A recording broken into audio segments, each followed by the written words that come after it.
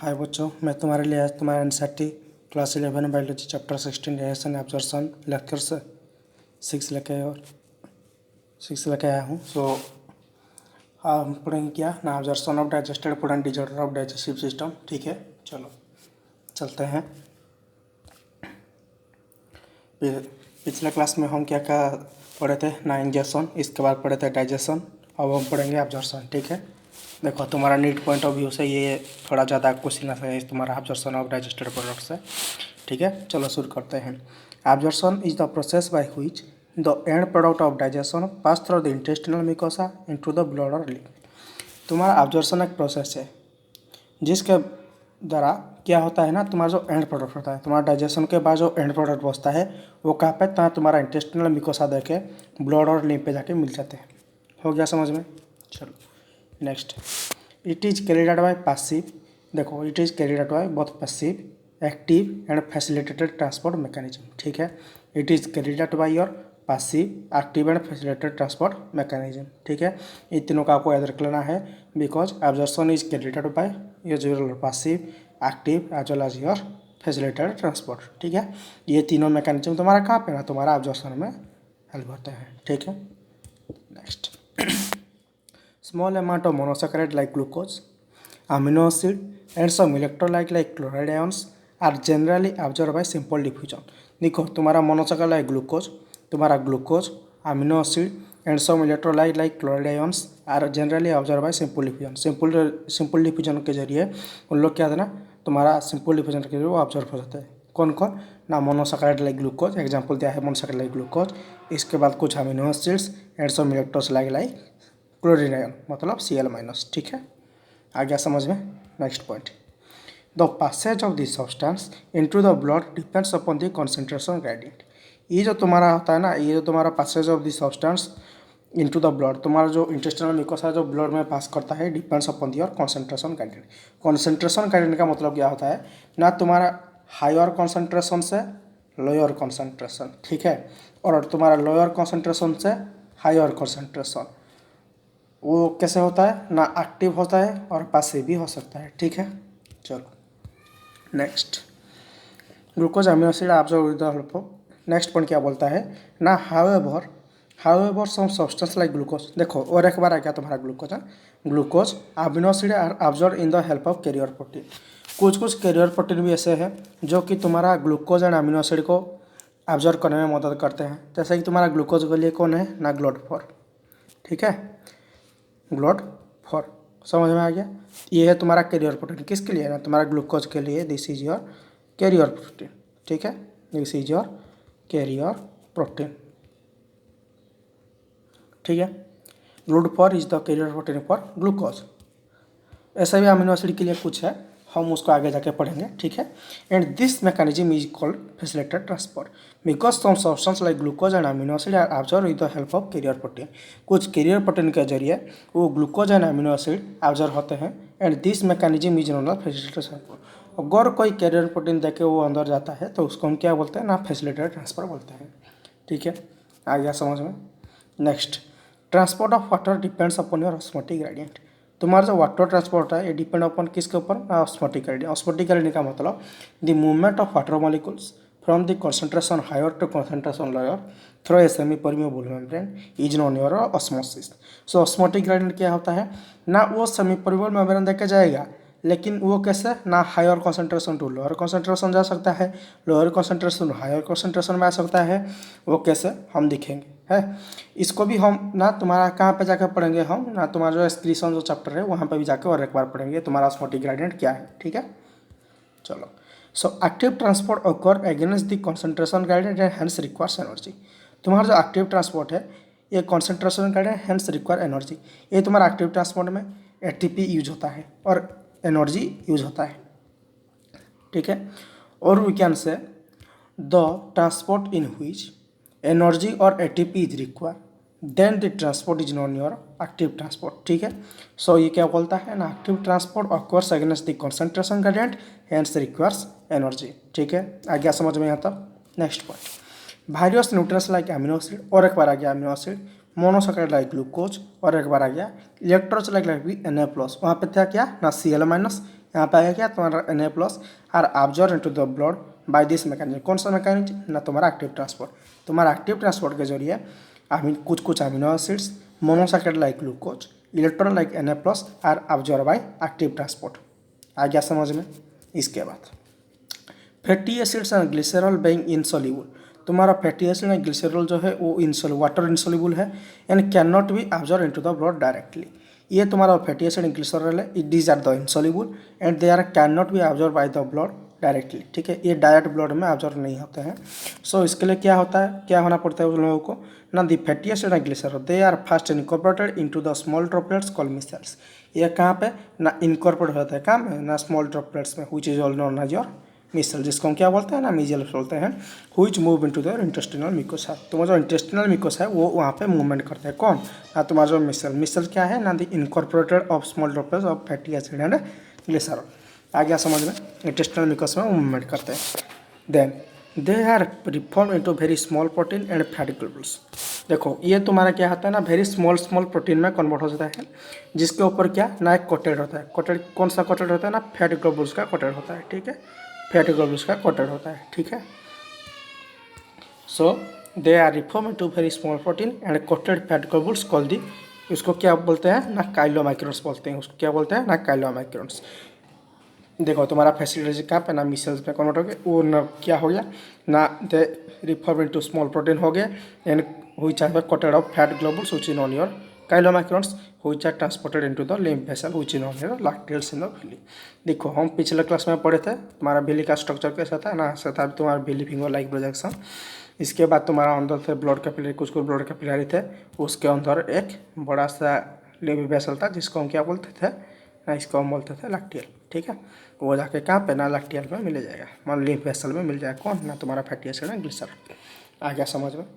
इसके बाद these lymph vessel ultimately release the absorbed substance into the blood stream। ये जो तुम्हारा लिम्फ वेसल है, दीजिए अल्टीमेटली रिलीज अब्जॉर्ब सब्सटेंस, जो सब्सटेंस वो अब्जॉर्ब हो गया वो कहाँ पे ना तुम्हारा ब्लड स्ट्रीम में वो रिलीज करता है। कौन ना तुम्हारा लिम्फ वेसल, जिसको हम क्या बोलते हैं ना लैक्टेल्स बोलते हैं। आ गया समझ में इस स्लाइड। चलो moving to the next slide.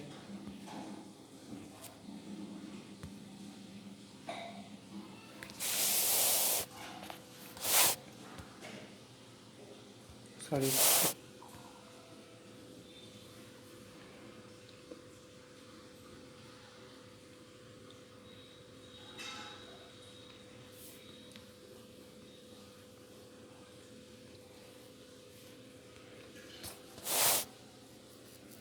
देखो ये आ गया, फिर ये उसके बाद नेक्स्ट स्लाइड है। ये तुम्हारा पहला स्लाइड था, उसको हम खत्म कर चुके हैं। इसके बाद ये चलो शुरू करते हैं। देखो absorption of substance takes place in different parts of the alimentary canal. तुम्हारा जो ऑब्जर्प्शन होता है वो takes place in different parts of the alimentary canal, जैसे कि तुम्हारा माउथ में होता है, स्टोमक में होता है, स्मॉल इंटेस्टाइन में होता है एंड लार्ज इंटेस्टाइन में होता है। देखो तुम्हारा ऑब्जर्प्शन जो है वो तुम्हारा different parts of the alimentary canal में होता है, जैसे कि तुम्हारा क्या हो गया, माउथ हो गया, इसके बाद तुम्हारा हो गया क्या ना, स्टोमक हो गया, इसके बाद तुम्हारा स्मॉल इंटेस्टाइन, इसके बाद आ गया तुम्हारा कौन सा लार्ज इंटेस्टाइन। ठीक है, इस पार्ट में होता है। सो however maximum observation occur in your small intestine. तुम्हारा स्मॉल इंटेस्टाइन में सबसे मैक्सिमम ऑब्जर्वेशन होता है। ठीक है, ये तुम्हारा नीट में पूछा गया सवाल है। The part of alimentary canal in which the observation occur maximum. ठीक है, ऑप्शन दे देगा 4, बोल देगा कौन सा होगा। तुम्हारा बुक में पहले क्या मेंशन किया है ना, सब में, लेकिन मैक्सिमम ऑब्जर्वेशन कहाँ पे ना तुम्हारा स्मॉल इंटेस्टाइन में। इसको याद रख लेना है। ठीक है, चलो ये गिवन वाला टेबल जो है तुम्हारा एंग्जाइटी का टेबल है। ठीक है, इससे किस नंबर में ना, summary of observation of sides of observation of substance observe is given in the following. देखो पहला आता है क्या तुम्हारा mouth. Certain drugs coming in contact with the mucosa of the mouth. तुम्हारा मिकोसा रीजन, माउथ का जो मिकोसा रीजन है, mucosa of mouth and lower side of the tongue, तुम्हारा टंग का नीचे है, are observe into the blood capillaries running that. देखो तुम्हारा मिकोसा रीजन में ब्लड कैपिलरी भी मौजूद है, ब्लड कैपिलरी भी प्रेजेंट है। ठीक है, उसके ज़रिए ना तुम्हारा जो ड्रग्स होता है, कुछ ड्रग्स होता है वो क्या होता है ना, ऑब्जर्व हो जाता है एंड जाके कहाँ पे ना तुम्हारा ब्लड कैपिलरी जाकर मिल जाता है। ठीक है, यहाँ तक समझ में आ गया। इसके बाद गया क्या ना तुम्हारा stomach. Observation of water, simple sugar and alcohol etcetera takes place in your stomach. तुम्हारा स्टमक में वाटर एब्जॉर्प्शन, सिंपल शुगर का absorption and alcohol takes place करता है। इसमें और एक बार बताना चाहता हूँ तुम्हारा अल्कोहल क्यों बॉडी के लिए हार्मफुल है। देखो अल्कोहल एक इस तरह का चीज़ है ना जो तुम्हें अगर लेते हो तो वो तुम्हारा बॉडी में डायरेक्टली डाइजेस्ट होता है, वहाँ पे वो इनडायरेक्टली डाइजेस्ट नहीं होता है, वो डायरेक्टली डाइजेस्ट होता है और सब सारे के सारे चीज़ उसमें ऑब्जर्व हो जाते हैं। सो इसके लिए वो बॉडी के लिए हार्मफुल है, ठीक है, rather than other substance. So alcohol is injurious to health. आ गया समझ में। इसके बाद आ गया तुम्हारा क्या ना स्मॉल इंटेस्टाइन। देखो small intestine principal organ for absorption of nutrients. This is the principal organ for the absorption of your nutrients. The digestion is completed here and the final products of digestion such as glucose, fructose, fatty acid, glycerol and amino acid are absorbed through the mucosa into the bloodstream and the liver। ये मैं पहले से बता चुका हूँ और एक बार बता दे रहा हूँ इसको। क्या बोलता है ना the digestion is completed here. तुम्हारा डाइजेशन यहाँ पे कंप्लीट होता है कहाँ पे ना तुम्हारा स्मॉल इंटेस्टाइन में। एंड सच एज ग्लूकोज तुम्हारा glucose, fructose, fatty acid and glycerol and amino acid are observe through the mucosa. इन तो तुम्हारा इंटेस्टिनल म्यूकोसा जो है उसके अंदर ब्लड स्ट्रीम में लीव के जरिए वो ऑब्जर्व हो जाते हैं, ठीक है। कौन कौन ना glucose, fructose, fatty acid and glycerol and कुछ अमीनो एसिड। आ गया समझ में। इसके बाद देखते हैं तुम्हारा क्या ना large intestine. Absorption of water, so minerals and drugs takes place. देखो यहाँ पे भी कुछ वाटर ऑब्जॉर्प्शन होता है, मिनरल्स भी ऑब्जॉर्प्शन होता है, ड्रग्स कुछ ड्रग्स भी यहाँ पे प्रेजेंट होते हैं जो वो भी ऑब्जर्व हो जाते हैं। सो यहाँ से खत्म हुआ क्या तुम्हारा ऑब्जॉर्प्शन।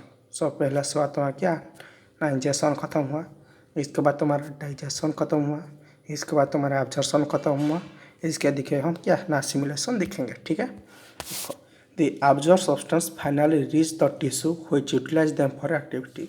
दी ऑब्जर्व सब्सटेंस तो सब्सटेंस तुम्हारा ऑब्जर्व हो गया, कहाँ पे चला गया ना तुम्हारा ब्लड स्ट्रीम में चला गया और लिम्फ वेसल में चला गया। हम क्या पढ़े ना लिम्फ वेसल भी वो ब्लड स्ट्रीम में छोड़ देता है, रिलीज कर देता है, ठीक है। So observe substance final reach the tissue, वो जो ब्लड स्ट्रीम में जो सब्सटेंस था वो कहाँ पे जाकर पहुँच गया ना तुम्हारा टिश्यू में जाकर पहुँच गया। टिश्यू क्या करेगा उसको अब यूटिलाइज कर देगा, कोई यूटिलाइज फर्दर एक्टिविटी, ये क्या ना फर्दर एक्टिविटी में कन्वर्ट कर देगा। So this process is known as assimilation. यहाँ पे खत्म हुआ तुम्हारा क्या ना असिमुलेशन। इसके बाद दिखेंगे हम क्या नाइजेशन दिखेंगे। हो गया समझ में। चलो नेक्स्ट स्लाइड देखो। The digestive waste solidify into coherent pieces. तुम्हारा जो डाइजेस्टिव वेस्ट आ गया वो सॉलिडिफाई इनटू कोहेरेंट पीसेस। देखो तुम्हारा कहाँ पे ना इलम से कहाँ पे आ गया ना तुम्हारा कोलन से आ गया, कोलन, ठीक है, वहाँ पे चला गया। वहाँ से क्या होगा ना अभी वो लार्ज इंटेस्टाइन का पार्ट है, लार्ज इंटेस्टाइन, ठीक है ना। ये तुम्हारा क्या हो गया ना तुम्हारा लार्ज इंटेस्टाइन हो गया। In the rectum in the neural reflex कोजिनल। देखो इसको समझो थोड़ा सा। तुम्हारा जो लार्ज इंटेस्टाइन मैंने अनडाइजेस्टेड फूड चला गया वो कोलन इलम को भूल जाओ, अभी उसके बाद हम कुछ नहीं करेंगे। इतना याद रखो कि तुम्हारा स्मॉल इंटेस्टाइन से कहाँ से चला गया ना तुम्हारा लार्ज इंटेस्टाइन पे चला गया। हम क्या पढ़े ना absorption in the large intestine क्या क्या होता है ना वाटर, जो रिमेनिंग वाटर बच जाता है, उसके बाद सब मिनरल्स, ठीक है, उसके बाद क्या ना तुम्हारा सर्टेन ड्रग्स, ठीक है। सो यहाँ पे क्या होगा digestive waste solidified into coherent pieces. तुम्हारा जो डाइजेस्टिव वेस्ट चला गया लार्ज इंटेस्टाइन में वो सॉलिडिफाइड होगा क्या ना उसका जो वाटर वाला जो वाटर प्रेजेंट है तुम्हारा जो डाइजेस्टिव वेस्ट है वो कहाँ पे ना लार्ज इंटेस्टाइन में तुम्हारा ऑब्जर्व हो गया, तो क्या हो जाएगा ना सॉलिडिफाई हो जाएगा इन the rectum and initiate A neural reflex. इसमें कौन सा रिफ्लेक्स आता है ना न्यूरल रिफ्लेक्स। न्यूरल रिफ्लेक्स क्या है ना तुम्हारा ब्रेन से सिग्नल आता है। इतना याद रख लो कि तुम्हारा ब्रेन से ब्रेन रू का सिग्नल आता है, ठीक है। न्यूरल रिफ्लेक्स कॉजिंग एन और डिजायर फॉर इट्स रिमूवल। तुम्हारा न्यूरल रिफ्लेक्स आता है और क्या करता है ना डिजायर फॉर योर रिमूवल और डिजायर फॉर योर रिमूवल। समझ में आ गया ये point. So the ejection of faeces to the outside through the anal opening. तुम्हारा एनस प्रेजेंट है, तुम्हारा आ गया क्या ना तुम्हारा ये क्या है ना तुम्हारा लार्ज इंटेस्टाइन आके ऐसे रेक्टम के घोर से ऐसे तुम्हारा सिग्मोइड कॉलम के देखे ऐसे आ है, this is your anal opening, ठीक है, this is your anal opening. यहाँ से वो निकल जाता है outside the anal opening which is known your defecation is a voluntary process. Voluntary का मतलब अपनी मर्जी से, आपकी मर्जी से जो होगा उसको हम बोलेंगे क्या ना आपको उसको हम बोलेंगे क्या बोलना वॉलंटरी प्रोसेस। इनवॉलंटरी उसका मर्जी से, और वॉलंटरी अपना मर्जी से, ठीक है। कैरियड बाय है मास पेरिस्टाल्टिक मूवमेंट। मास पेरिस्टाल्टिक मूवमेंट का मतलब होता है तुम्हारा एलिमेंट्री कैनल में जो पेरिस्टाल्टिक मूवमेंट होता है उसके जरिए वो बाहर निकल आता है और बाहर से अंदर नहीं जा पाता है, ठीक है। So the ejection of fishes the outside through the anal opening, ये हम पढ़े। ये जो वॉलंटरी प्रोसेस, वॉलंटरी मतलब को समझ है आपको, जब मन लगेगा तो आप टॉयलेट जाएंगे। एंड कैरियड बाय और मास पेरिस्टाल्टिक मूवमेंट, ठीक है। चलो यहाँ से ख़त्म होता है तुम्हारा क्या है ना इजेक्शन, तुम्हारा जो ख़त्म हो गया न्यूट्रिशन का 5टा, यहाँ से तुम्हारा खत्म हुआ। इसके बाद हम क्या पढ़ेंगे ना, disorders of the digestive system. क्या है डिजऑर्डर, चलो स्टार्ट करते हैं। So the inflammation of the intestinal tract is the most common element due to bacterial and viral infection. तुम्हारा इंटेस्टिनल ट्रैक्ट कैसे इन्फेक्शन होता है ना, ड्यू टू और bacterial and viral infection. Bacteria और वायरल के वजह से तुम्हारा इंटेस्टिनल ट्रैक्ट इन्फ्लामेशन और इन्फेक्शन होता है। So the infection are also cause bye parasite. Parasite का मतलब होता है जो ऑर्गेनिज्म दूसरे के ऊपर होके उसमें से न्यूट्रिएंट लेके और जहाँ से खाते हैं उसको हार्मफुल करते हैं, ठीक है, हार्म पहुँचाते हैं। So the parasites intestine, tapeworm, roundworm, threadworm, hookworm, pinworm etcetera, these are the infection also cause by your parasites. इसको आपको नाम याद रखना है। सो पैरा डिजीज है क्या ना, आपका jaundice. The liver is affected, skin and eye turn yellow due to deposit of bile pigment. Bile pigment का मतलब है तुम्हारा बिलीरुबिन एंड बिलीवर्टिन। हम पिछले क्लास में ऑलरेडी पढ़ चुके हैं बाइल पिगमेंट क्या है ना। द लिवर इज अफेक्टेड, देखो तुम्हारा बाइल पिगमेंट जो होता है बिलीरुबिन और बिलीवर्टिन वो एक्सक्रिएशन तुम्हारा डेफिकेशन के जरिए नहीं जाता है, डेफिकेशन के जरिए बाहर नहीं जाता है, वो तुम्हारा बॉडी में डिपॉजिट हो जाता है। सो इसके लिए क्या है ना तुम्हारा लिवर अफेक्ट होता है। इसके साथ साथ तुम्हारा skin and eye are turn to yellow, yellow colour दिखाता है। कौन कौन ना, तुम्हारा स्किन एंड आई, ठीक है। इसके बाद आएगा क्या तुम्हारा vomiting. It is the ejection of the stomach contents through the mouth. This reflex action is control by the vomit centre in the medulla, a feeling of nausea pressure vomiting. तो थोड़ा सा समझ लेते हैं हम। It is the ejection of the stomach content through the mouth. देखो तुम्हारा oesophagus ऐसे स्टमक में कौन बड़ा हो गया ऐसे, ठीक है। यह तो तुम्हारा क्या है ना गैस्ट्रोएसोफेजियल स्फिंक्टर है, वो क्या होता है ना ओपन होकर वो बाहर चला जाता है ऐसे, जिसको हम क्या बोलते हैं ना vomiting. It is the injection of the stomach contact through the mouth, ठीक है, माउथ के जरिए वो बाहर चला जाता है। This reflection is control by your vomit centre in the medulla. तुम्हारा जो मेडुला है वो न्यूरल कंट्रोल कोऑर्डिनेशन में हम डिटेल में पढ़ेंगे। वो जो मेडुला क्या है ना, तुम्हारा मेडुला में वॉमिटिंग सेंटर है, स्नीजिंग सेंटर है, कार्डियोवास्कुलर सेंटर है, रेस्पिरेटरी सेंटर है। सब आ गया समझ में, तो हम पढ़ेंगे वो वॉमिट सेंटर। इतना याद रखो तुम्हारा वॉमिट सेंटर का अपना तुम्हारा मेडुला में प्रेजेंट है, जिसके वजह उसको रिफ्लेक्स एक्शन भेजता है। सो स्टोमक से वो माउथ के जरिए बाहर चला जाता है, जिसको हम क्या बोलते हैं ना vomiting. So feeling of nausea preceded vomiting. अगर आप नोजिया फीलिंग करते हो तो आपको क्या होता है ना वॉमिटिंग होता है, ठीक है। चलो नेक्स्ट बात आ गया क्या तुम्हारा diarrhoea. The abnormal frequency of bowel movement और increase liquidity of the faecal discharge is known as diarrhoea. देखो तुम्हारा जो यहाँ पे हम क्या पढ़ना सॉलिडिफाइड कोहेरेंट फीसेस, वहाँ पे वो सॉलिडिफाइड नहीं होगा, ठीक है। वहाँ पे तुम्हारा क्या अपना सॉलिडिफाइड नहीं होगा, सॉलिडिफाइड नहीं होगा जो इसके वजह से तुम्हारा वो लिक्विड होकर हो जाएगा। तो तुम्हारा जो स्टूल निकलेगा वो लिक्विड की तरह निकलेगा, तो इसको हम क्या बोलते हैं ना डायरिया बोलते हैं। सो अब normal frequency of bowel movement, bowel movement का मतलब कुछ नहीं, वो जो मूवमेंट होता है अब नॉर्मल फ्रीक्वेंसी तुम्हारा जितना भी होता है वहाँ से ज़्यादा होना। Bowel movement and increase liquidity of the faecal discharge is known as your diarrhoea. It reduces the absorption of food. ये क्या करता है ना तुम्हारा डाइजेस्ट जो एब्जॉर्प्शन होता है उसको रिड्यूस कर देता है, ठीक है। यहाँ तक समझ में आ गया डायरिया। इसके बाद क्या होगा constipation. In constipation the faeces are retain within the colon as the bowel movement occur irregularly. Irregularly मतलब वो कभी कभी ज़्यादा होता है, कभी कभी कम होता है, कभी कभी अपनी मर्जी से होता है। So in constipation the faeces retain within the colon, तुम्हारे कॉलन के अंदर वो क्या स्टॉक हो जाता है जो बाहर नहीं निकल पाता है due to the irregular bowel movement, ठीक है। इसकी वजह से तुम्हें क्या होता है ना कॉन्स्टिपेशन। सो तुम्हारा 4 नंबर डिजिट यहाँ है खत्म। इसके बाद आइए क्या ना तुम्हारा इंडाइजेशन। ये तो सभी को ही पता होगा। In this condition the food is not properly digested leading to a feeling of fullness, ठीक है। तुम्हारा जो स्टमक भरने जैसा लगेगा, लेकिन तब फूड नहीं ले सकते हैं। The causes of indigestion inadequate enzyme secretion are inadequate enzyme secretion, anxiety, food poisoning, over eating and spicy food. ये जो इसको हम करने से क्या है ना तुम्हारा इनएडिक्वेट एंजाइम सिक्रेशन, लेकिन तुम्हारा जो जितना भी एंजाइम सिक्रेशन होगा वो नहीं होगा और ज़्यादा सिक्रेशन होगा सो ऐसे ही होगा। एंजाइटी फीलिंग होगा, नहीं तो फूड पॉइजनिंग से वो ऐसे होता है, इंडाइजेशन होता है, ओवर ईटिंग से भी इंडाइजेशन होता है एंड स्पाइसी फूड ज़्यादा खाने से भी इंडाइजेशन होता है। आ गया समझ में आता। चलो नेक्स्ट स्लाइड। इसके बाद है क्या ना तुम्हारा प्रोटीन एनर्जी मालन्यूट्रिशन। क्या बोलता है ना, dietary deficiency of protein and total food calories are wide spread in many undeveloped country like South and South East Asia, South America and West and Central Africa. ठीक है, ये क्या बोलता है ना, तुम्हारा डाइट डिफिशियंसी ना, तुम्हारा जो डाइट करते हो उसका वहाँ पे क्या होता है ना, डेफिशिएंसी होता है। डेफिशिएंसी का मतलब कम होता है, जिसके लिए तुम्हारा फूड कैलोरी प्रोटीन कैलोरी वो हमारा बॉडी के लिए जितना भी चाहिए उतना नहीं मिल पाता है, जिसको हम क्या बोलते हैं ना, प्रोटीन एनर्जी मालन्यूट्रिशन बोलते हैं अगर सिंपल मीनिंग देखेगा तो। So your PEM or protein energy malnutrition may affect large secretion of the population during drought, famine and political turmoil। ठीक है, ये कहाँ पे ना तुम्हारा जहाँ पे ज़्यादा पॉपुलेशन हो जाएगा वहाँ पे खाना कम उगला होगा। सो उस जगह में और कभी कभी ड्रॉट आ जाता है, फेमैन आता है उसके वजह से, जिसको हम क्या बोलते हैं ना, प्रोटीन एनर्जी सन। ये क्या करता है ना, पॉपुलेशन ज़्यादा बढ़ने से तुम्हारा ड्रॉट, फेमैन एंड पॉलिटिकल टर्मोइल इससे सब दिखाया जाता है। इसको आपको याद रखना है, सिर्फ उसमें कुछ समझने का बात नहीं है, ये तो आप ही खुद पढ़ सकते हैं। लेकिन नीट पॉइंट ऑफ व्यू से तुम्हारा एब्जॉर्प्शन एंड द डिसऑर्डर जो है तुम्हारा डायरेक्ट क्वेश्चन पूछा जाता है। ठीक है, एनसीईआरटी को लाइन नहीं पूछा जाता है, एनसीईआरटी लाइन से को बाहर नहीं पढ़ना है आप लोगों को। ठीक है, चलो next. This happened in Bangladesh during the liberation and Ethiopia during the severe drought in mid 80s। Mid 80s तुम्हारा 80 साल का जो मिड 80 टाइम था, मिड 80s टाइम था, वहाँ पे क्या ना तुम्हारा बांग्लादेश में वो दिखा गया था क्या, प्रोटीन एनर्जी मालन्यूट्रिशन। ये क्या करता है ना, तुम्हारा पीएम जो ये लीड्स टू मारास्मोस एंड क्वेश्चन, ये भी क्या क्या करता है ना, मारास्मोस एंड क्वेश्चन करता है। So PM affects infants and children to produce marasmus and question.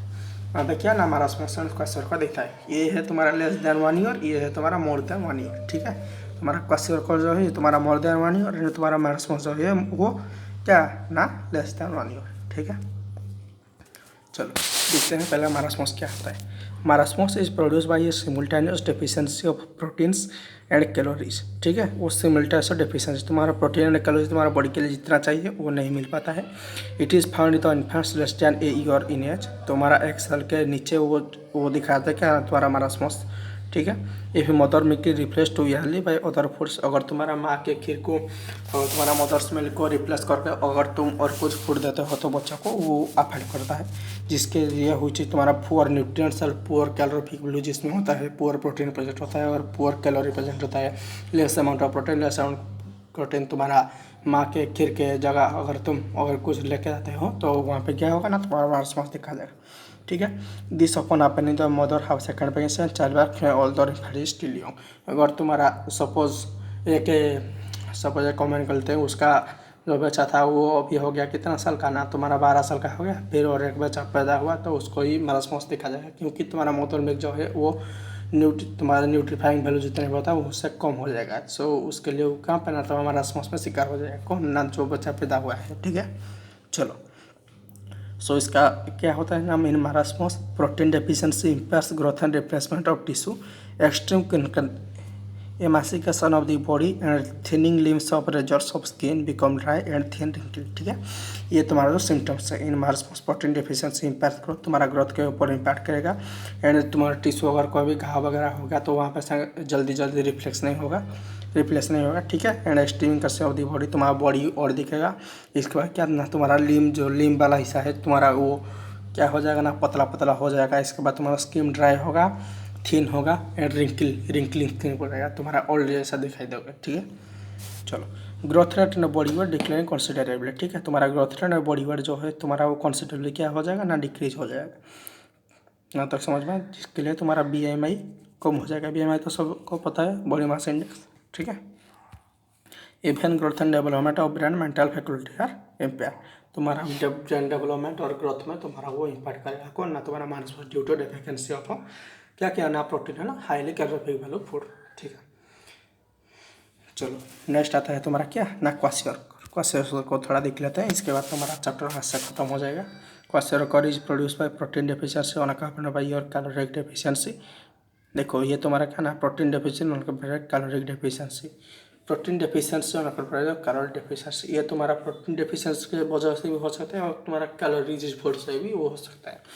It results the replacement of mother milk by high calorie low protein diet in the child more than 1 year. अगर एक बच्चा 1 साल का बाद हो गया, अगर तुम वहाँ पे लो प्रोटीन का होगा और हाई कैलोरी का जो फूड खुआओगे तो उसको क्या होगा ना, तुम्हारा क्वेश्चन में वो अच्छा शिकार हो जाएगा, ठीक है। लाइक माइनस क्वेश्चन को सो वेस्टिंग ऑफ मसल, ये तुम्हारा मसल को वेस्ट करेगा। थिनिंग ऑफ लिम्स भी थिन हो जाएगा। Failure growth and brain development, तुम्हारा वो ब्रेन मैच्योरिटी है वो नहीं हो पाएगा अच्छे से, ठीक है। Bottom like minus some fat still left under the skin, but तुम्हारा माइनस में नहीं होता है वो ड्राई हो जाता है। लेकिन तुम्हारा क्वेश्चन में क्या होता है ना, तुम्हारा कुछ कुछ फैट जो कहाँ पे ना तुम्हारा स्किन के अंदर जाता है, जिसके लिए क्या ना एक्सटेंसिव ओडेमा होता है and swelling from the body parts are seen, जिसके वजह से तुम्हारा बॉडी से क्या होता है ना स्वेलिंग होता है, ठीक है। सो मैं उम्मीद करता हूँ तुमको आज का लेक्चर अच्छे से समझ में आएगा। Thank you and have a good day.